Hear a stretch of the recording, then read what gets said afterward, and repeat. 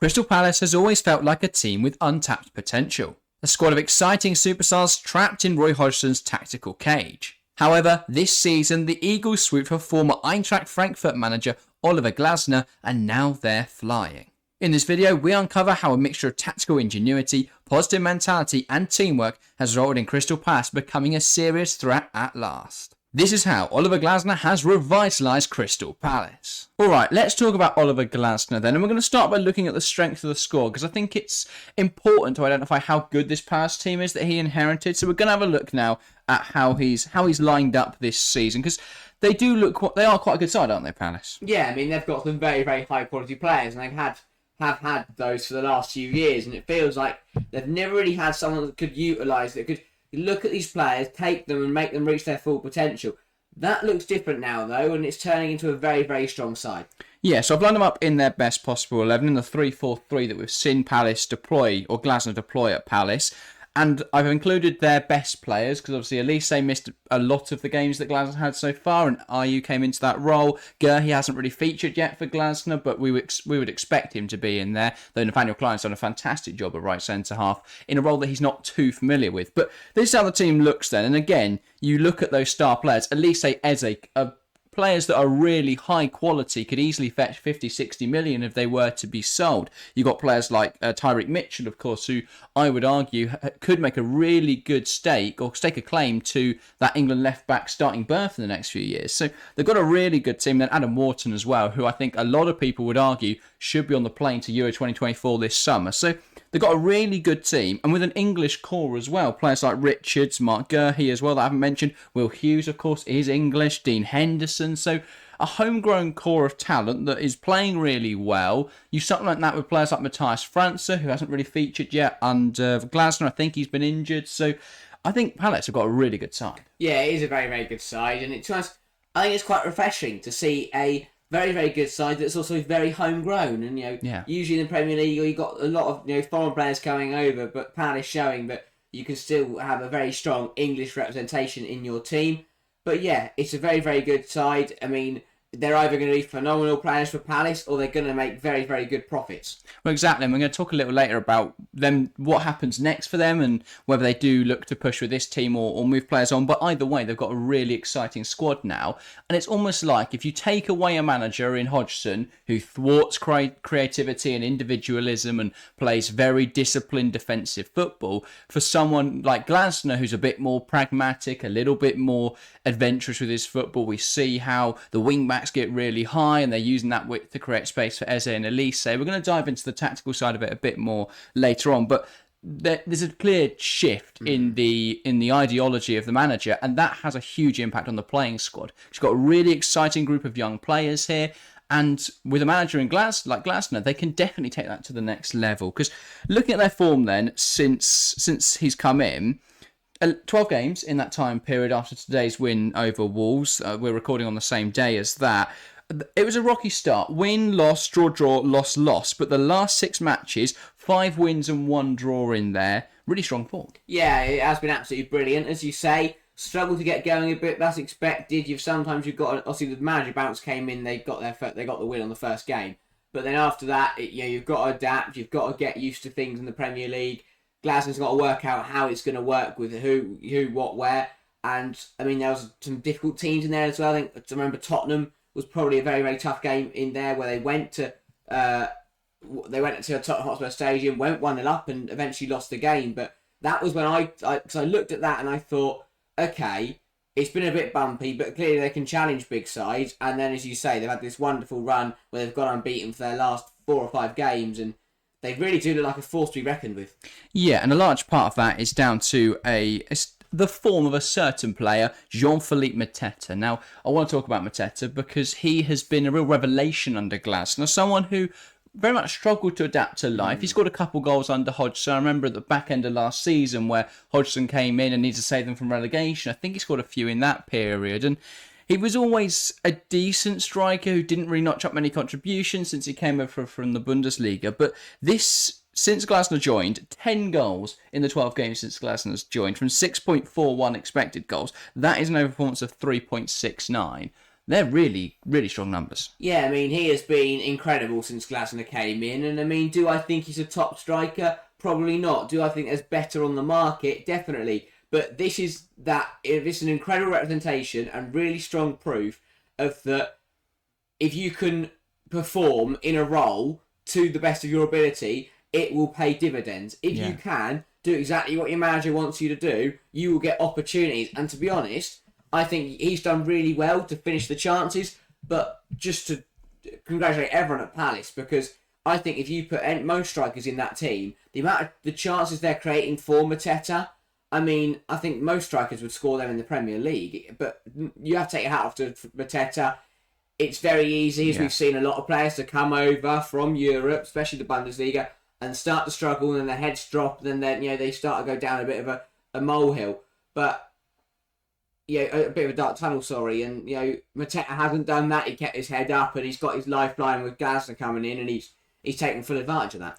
And I think it's a representation of the wider culture shift at Palace. A lot of the players in interviews have spoken about how he's come in, and it's a breath of fresh air. Glasner's favourite word seems to be unit or belief. Yeah. There's so many he uses, but it tends to be positivity. And it's this constantly positive attitude that I think has helped them so much, because it means the players believe in themselves more. It's why they're going away to big teams like Newcastle or Man United, playing against big teams, not going away to, but playing against these teams and getting really positive results because they believe in themselves. They believe that they can execute the game plan that Glasner's laid out for them. They believe they can go out there, get a result. And that is a clear shift. Under Hodgson, the heads would drop after a goal. The heads would drop before the game had even kicked off at times. But under Glasner, there's a renewed sense of positivity and belief.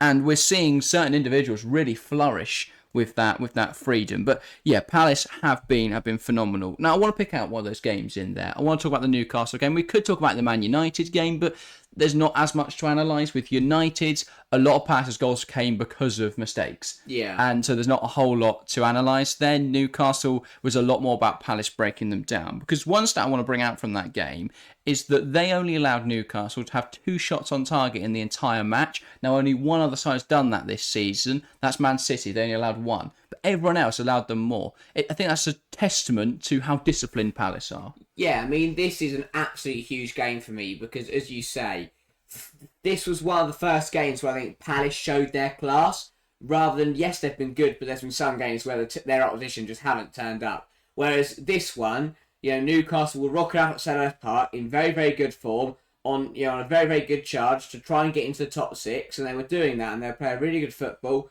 and Palace managed to stop them, and as you say, limited them to only 2 shots on target. You can't win a football, because even if those 2 go in, Newcastle have only drawn the game. That's how good Palace were. Very fortunate. And, ridiculous. But it's absolutely incredible. And this is what I said about Mateta, performing to the best of his ability in the role. But this on the flip side with the defence. Every single defensive player performing to the best of their ability in the role that Glasner wants them to do, using their common sense and, thriving on that. And just believing it's just the way that you see these sides, and I like sides like this. Every tackle's cheered, every clearance is cheered, and they just look like an immovable force defensively at points.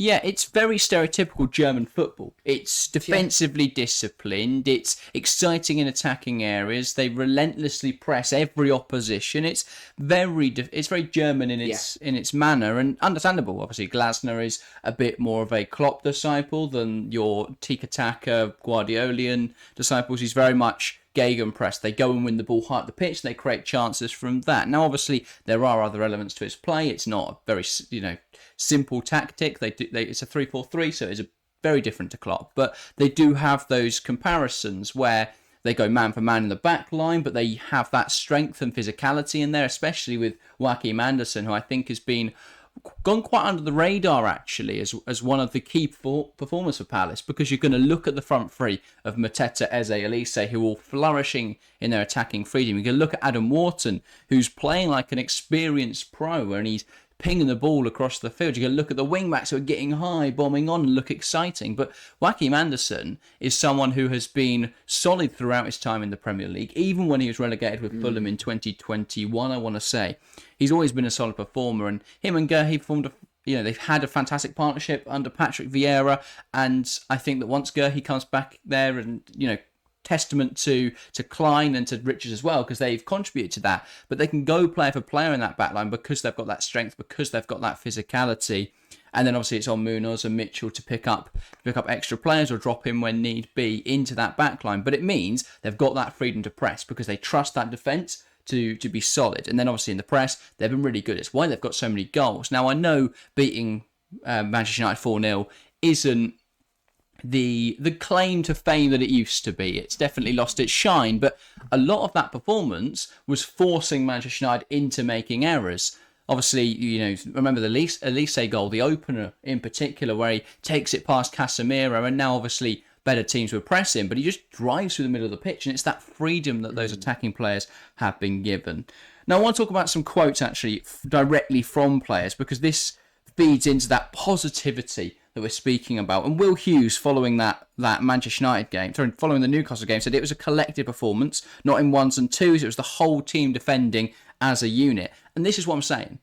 Glasner has clearly re-emphasised this to his players, and you see it here in Will Hughes. He's one of the star players, one of the leaders in this Palace side, a relatively young Palace side, and he's clearly just reiterating that message. Yeah, I mean, and again, Will Hughes is another perfect example that this whole Palace team show, which is, again, you might not be the best players on the football pitch, but if you're going to outwork the opposition and you're going to work, you're going to utilise your role and perform to the best of your ability, you'll win the game. Because I think Hughes has been a big part of this whole Glasner form.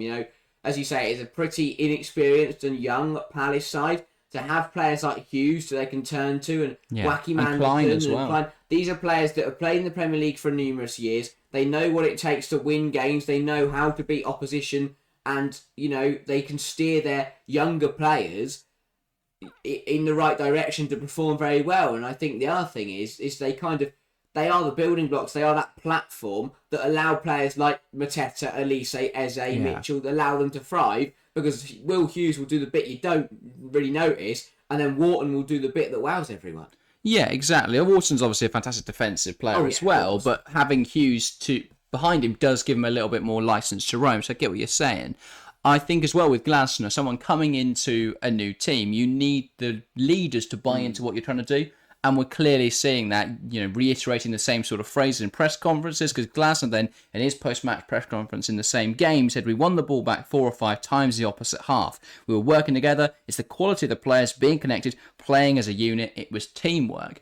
And we actually spoke about this a couple of weeks ago when we did a title race video, because it's the same thing in the Liverpool game. The whole feeling around the club and the whole message that Glasner's been trying to push to his players is positivity, teamwork, unity. It's about that having belief in yourselves, but also having belief in your teammates. And as a squad, you can go and get results. Yeah, and I really like that from Glasner, because it reminds me a bit of going back to basics. Maybe you can go all the way back to grassroots as well. It's that simple message of, when you go on a football pitch, you alone will not win that game. Yeah. You're going to have to, the 11 players, your 10 teammates and you will need to go out there, work together and win the game. And it shows that always pays off no matter what level of football you're at. If you outwork and you work together and you do that better than the opposition, you'll win the football game no matter who's on the pitch. Because United had the players, they have the quality United in certain areas. I mean, some areas not so, but they've got players that could have beat Palace. But because none of them work as a team, Palace managed to outwork them and then outplay them and outscore them by a country mile. Well, I'd make a strong argument that if you did a combined 11, the Crystal Palace players potentially outnumber the Man United players, which doesn't bode very well for United right now. But let's talk about what they're doing tactically then, because it's all well and good being positive, but if you're positive and everyone's running around chasing the ball, I think you're going to lose. So let's talk tactics, because obviously we know 3-4-3 when is their set position, set shape, I should say. But when they're in attack, they switch into this 3-2-5. It's quite a common attacking shape. And what they do is the wing backs go really high. So they spread that back line, because once you correct that forward 5 with the 2 wingers coming inside, the striker, and then obviously you've got your 2 wide players, you've either got to drop someone in, the opposition, or you've got a flat back 4 against 5 players. Now, obviously, that is an outnumbering, Yeah. in which case there's suddenly loads of space. And what they like to do is get the wing backs really wide. Now, this does two things. One, it means that if you can find the ball to the wing back in a wide area, they can provide a cross. And we're seeing Mateta getting into those sorts of areas, but running onto those crosses can be incredibly dangerous. Now, the other thing it does is opens up the gaps in between the lines, because if your wing backs go really wide and the full backs follow them, then there's a gap between the centre halves and the wing backs, and the opposition full backs. So that's where Eze and Elise can exploit the space, either by picking up the ball in those sorts of areas or making the run beyond, and you see the wing back play it down the line. So Mitchell or Munoz playing it into Elise or Eze, and then they can either look for a cutback or, if they're in the right position, shoot themselves, or if they're playing against Man United, just dribble around them and score. So they've got lots of options in those areas, and it's all created because of that width. And obviously, it's maintained by having two players to the pivot of Hughes and Wharton, because if they lose possession, now one, they're both very good tacklers of the ball because they're quite defensive, but they're also really good at recycling the ball because they're both quite good at ball playing and ball progression. So if that ball does drop, you see Adam Wharton playing these wonderful balls in behind, or just holding on to possession, retaining it for a moment, and they'll build it back with their back three and then maybe look to go again. So Palace have got so many options, and it feels more like Glasner is unlocking an elite side rather than having to teach players who aren't really elite to play a specific system to become good players. They are really good players. You look at Adam Wharton, I think he's one of the standouts for me because he's come from the Championship last season and he looks totally unfazed at this level. He looks so comfortable at Premier League level. So it does bode the question why people don't shop in the Championship more. You look at Eze, Elise, Wharton, all in this team. They're all players that were in the Championship. Crystal Palace went and signed him. Even Martin Guehi was on loan in the Championship this season before Palace then picked him up from Chelsea. I believe on an initial loan, was it for Chelsea, or did they buy him immediately? I can't remember. I think it was loan. Yeah, so again, you've got to be looking at those Championship players. They do tend to step up well. But I think Palace are playing really well at the moment. And a lot of people will be saying, well, it's just the new manager bounce, And while that may be true to a certain extent, because a lot of that positivity will be just, positivity is great if you just come in and give a different message. If you come in and say, the things that the players want to hear, perhaps just that change can be the refresh they need, that breath of fresh air that they need. But overall, there's some really positive things in Palace's structure and overall play, especially in possession and those pressing structures, that bodes well. And I think in Glasner, you have got an elite coach. He's someone like Emery who is very pragmatic, very good at the defensive side of the game, and then springing forward on counters or winning the ball high up the field. And in the Premier League, where you've got to be very good defensively, very solid defensively, but then be able to be efficient in attack and clinical in attack, managers like that do excel because you've got to be able to combat Guardiolas of the world, Artetas. You've got to be able to play very defensive, compact football. I think that's going to be the next step up for Palace. Is can they take on City? Because they score goals against City, but they also conceded 4. So it's about, can they now take that next step and 1, push towards Europe, and 2, be able to play against teams like Arsenal, like Manchester City. And I think it should be promising, and Palace should believe they can do that, because for me, they've always got the fundamentals right, and the main thing that they've always recruited well. As you listed, the players there they've taken from the league below or from other leagues, phenomenal players. They've always brought in elite players. The problem is, it feels like under Roy Hodgson and managers before him, they were kind of locked in a cage, and their ability was limited because of the way that the centre half still look good because they're always going to look good in a defensive shape. They've pump it long towards St Edouard, and they're playing football now. And Glasner's coming, and it's taken an elite manager to unlock that elite level of ability that Palace players, do have within themselves.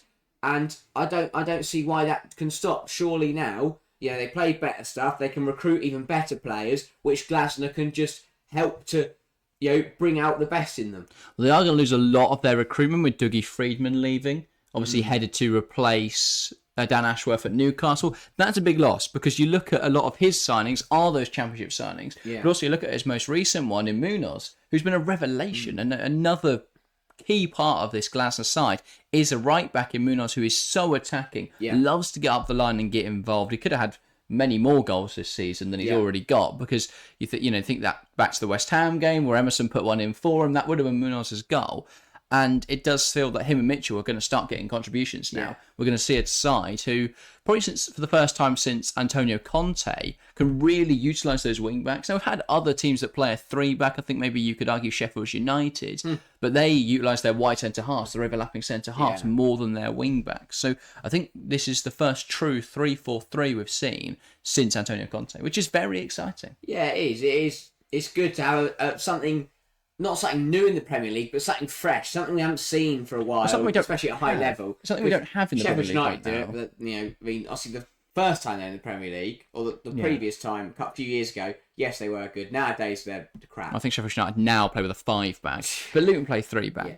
But it's nothing like the Palace team. It's good to see a breath of fresh air, hopefully fighting at the front. And I do think Yeah. maybe it will require a few tweaks game on game, because they might be able to rock up with teams like Man United and Sheffield United and play very attacking football. But if you rock up with the Etihad and play as positive as they do, yes, they're going to score goals, but are they going to concede a lot? Probably. Well, they did it against Liverpool. And they did do that. They did do that. But again, Liverpool maybe they don't like the ball as much as City do and the likes of Arsenal do. And I mean, it's going to be an interesting one to see what happens. But for me, I think the future is bright for Palace. They've just got to get it right, and they've got to keep doing what they're doing, because I don't see, because even if things turn for the worst or don't go well, I think Glasner has the ability to adapt. And I mean, it's just positive vibes, isn't it? They're going to be, they could be bottom of the league at Christmas, and they'd still be going, oh, we've still got this in the bag. Well, that's the thing. Even when you lose, at least you're not sitting in your own half for 90 minutes. But Palace 12th in the league now on 46 points. Now, when you consider that many of those were gained under Glasner, you could really see them being a lot higher next season. So what is next? Looking forward to next season now. Oliver Glasner, I can't see him leaving over the summer, so should be there. Is it trying to retain? Is it about trying to retain as much of the talent as possible? Or is it being accepting of bids that are of a certain amount and then rebuilding? I think that's the thing. I think you've got to retain as much as you can. But if someone I'm pretty sure there will be a club out there that will come in for one of your best players with an offer you can't refuse. And at that point, you have to take it, because I can see there'll be a few clubs sniff around Elise looking at Eze. I think they'd lose. I think they will lose one of those this summer. I wouldn't be surprised. I think even if they do lose them, they're going to get a significant amount of money that they'll probably spend smartly, if we know Palace well. My worry for Palace is I think they'll recruit well, and I think they'll make massive profits and bring in good players. My worry is that the Premier League is a very hard top 10 to get into. And I look at the sides, and even now, I mean, sides are benefiting from the fact that Brighton, Chelsea, United have all been poor this season. Like, I don't think West Ham should be ninth in the league. But then, again, they might be revitalised under a new manager at the end of the season. I think Palace are a very, very good side. My worry is that Premier League top 10 is very hard to get into. Yeah, well, that's the thing, is it's that question, can Palace break into Europe? I don't see them losing too much this summer. I think they'll lose one of Eze or Elise. I think they will hold on to Wharton, though, because it's only been 6 months to a year. I can't remember when he signed. It's a gamble. It was last summer, yeah. Yeah. So I don't see them losing him just yet. And even if they do, you've got the advantage that he's really young, homegrown talent, still got a long contract. I think you could easily fetch a lot of money for Adam Wharton if he was to go this summer. I think defensively, the only team you're going to sell to is Man United, because they're the only top six side that are going to want Anderson or Gurhey.